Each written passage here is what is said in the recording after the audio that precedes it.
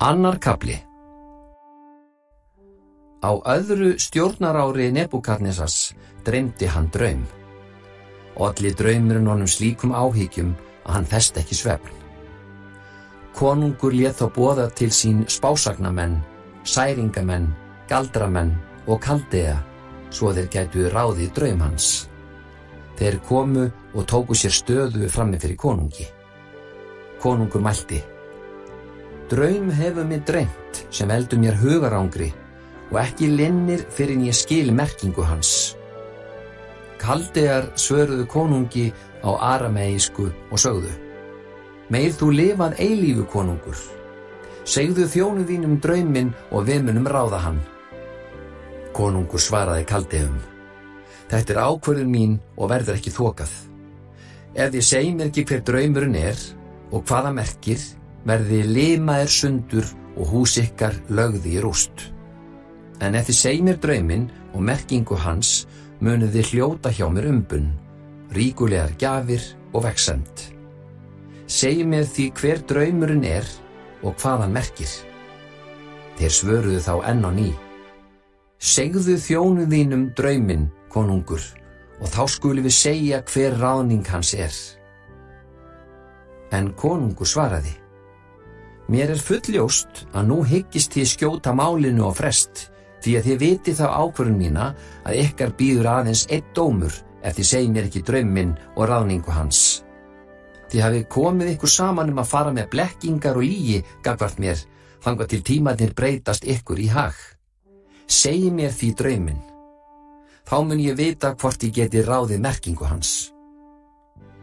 Kaldear svöruðu konungi: Enginn maður í heimi getur orðið við þessum tilmælum konungs, enda hefur enginn konungur eða stórhöfðingi nokkru sinni krafist slíks af nokkrum spásagnamanni, særingamanni eða Kaldea. Torvelt það sem konungur beiðist og getur enginn frætt hann það nema guðirnir einir, en bústaður þeirra ekki meðal dauðlegra manna. Þetta gramdist konungi mjög. Hann varð ævareiður og skipaði svo fyrir að allir vitringar í Babýlon skyldu týna lífi. Birt var tilskipun að vitringarnir skyldu teknir af lífi og var leit hafin að Daníel og félögum hans til að lífláta þá. Daníel leitaði þá til Arjóks, lífvarðaforingja konungs, sem bjóst nú til að taka vitringana í Babýlon af lífi, og ræddi við hann af varfærni og hyggindum sínum. Hann sagði við Arjók, embættismann konungs: Hví þessi tilskipun konungs svo óvægin? Arjók greindi Daníel þá frá málavöxtum. Daníel fór til konungs og bað hann að veita sér frest til að ráða draum hans.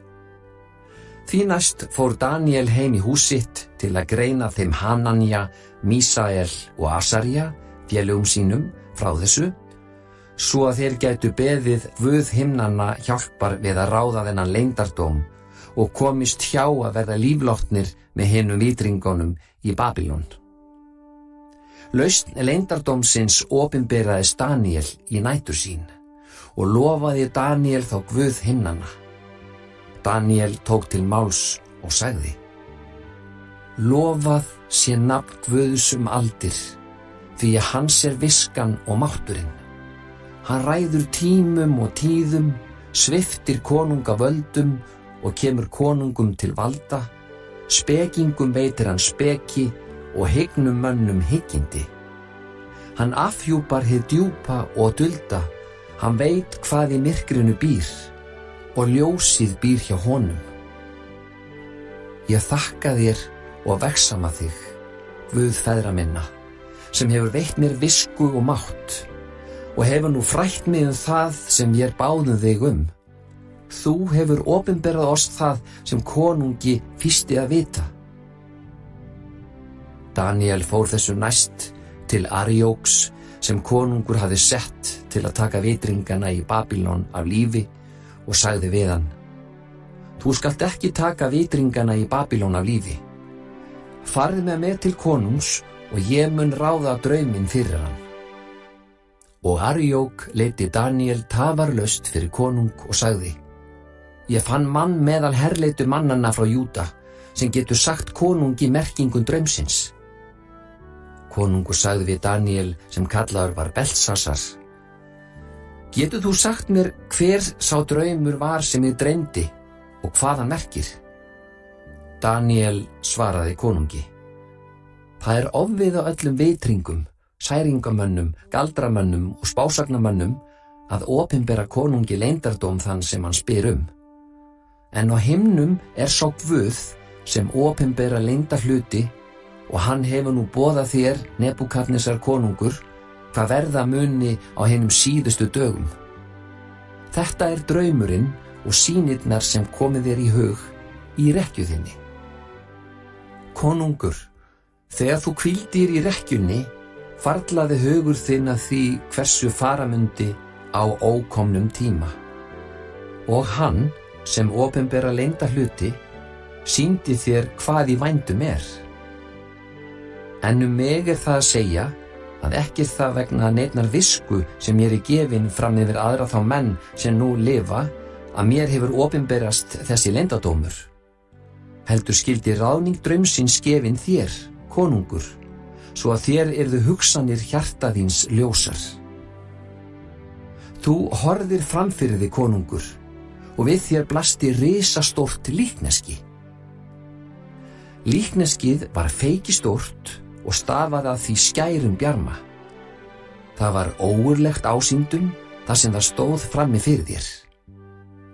Höfuð líkneskisins var úr skíragulli, brjóst og armleggir úr silfri, en kviður og lendar úr eir.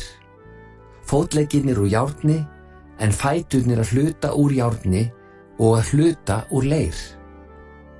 Meðan þú horfðir á, losnaði steinn nokkur án þess að mannshönd kæmi þar nærri. Hann lenti á fótum líkneskisins, gerðum úr járni og leir og mölvaði þá. Þá molnaði niður allt í senn, járn, leir, eir, silfur og gull, og fór sem hismi á þraskivelli sumar.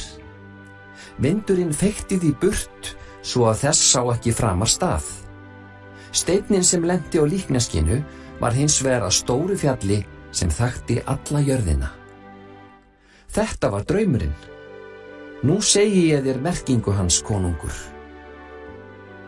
Þú, konungur, ert konungur konungana og þér hefur Guð himnanna veitt konungdóm, vald, mátt og tign.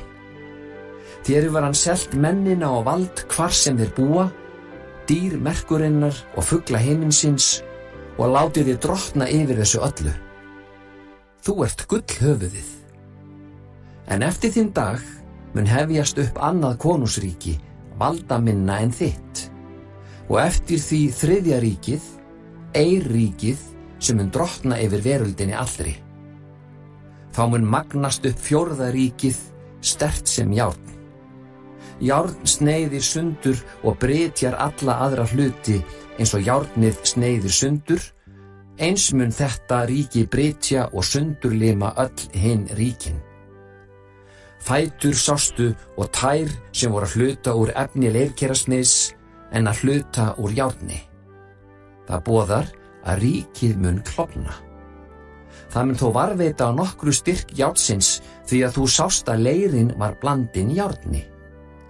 Tærnar á fótunum voru að hluta úr járni og hluta úr leir, og eftir því verður það ríki öflugt að nokkru en máttlítið að nokkru. Þú sást að járni var blandað í leirinn. Það merkir að giftingar leiða til samrunans en ekki til samlögunar fremur en að járn og leir blandist saman. Á dögum þessara konunga mun Guð himnanna magna upp ríki sem aldrei mun hrynja og ekki verða selt annarri þjóð í hendur. Það mun eyða öllum þessum ríkjum og gera þau að engu en standa sjálft að eilífu. Það steinninn sem þú sást losna úr fjallinu, áðins að nokkur mannshönd kæmi nærri, og mölvaði jafnt járn sem eir, leir, silfur og gull. Mikill sá Guð sem nú hefur byrt konungi það sem í vændum Draumurinn sannur og ráðning hans ótvíræð.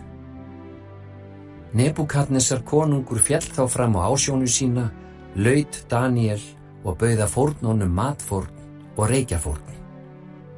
Og konungur sagði við Daníel: vissulega er Guð ykkar Guð guðanna og konungur konungana, og leynda hluti opinberar hann fyrst þér tókst að ráða þennan leyndardóm. Konungur hóf nú Daníel til mikilla metorða, gaf honum margar og dýrar gjafir, skipaði hann höfðingja yfir Babilhéraði öllu og gerði hann að yfirmanni allra vitringana í Babilóníu. Að beiðni Daníels gerði konungur þá Sadrak, Mesak og Abednego að hérastjórum í Babilhéraði, en sjálfur var Daníel við hirð konungs.